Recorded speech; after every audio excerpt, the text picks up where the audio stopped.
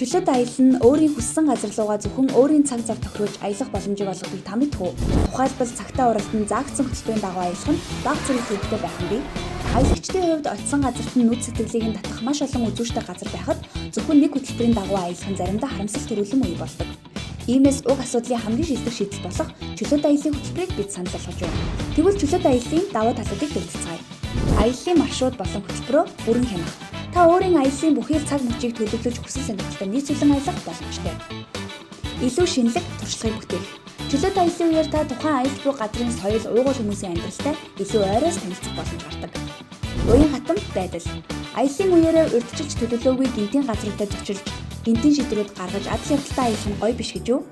Чөлөөт аялалд явснаар та аяллын хөтөч хөтөлбөр зэрэгт нэмэлт төлбөр төлөх шаардлагагүйгээс гадна өөрт байгаа мөнгөнд тааруулж байрлах газар, хоол хүнс, тээврийн хэрэгслээ өөрөө сонгож хяналтайгаар аялах боломжтой. Өөрийгөө олох аялал. Чөлөөт аялал нь хүний өөртөө итгэх итгэлийг нэмэгдүүлж, бие даах чадварт сургаж, цаашлаад өөрийгөө нээн таних хөгжүүлэхэд маш том хичээл болдог.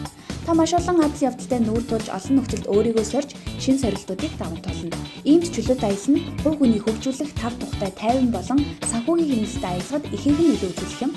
Минь дуртад iTrip-ийн зүгээс хамгийн хямд чөлөөт аяллыг төлбөрийн уян хатан нөхцөлтэйгээр танд санал болгож байна. Аялал бол амьдрал юм.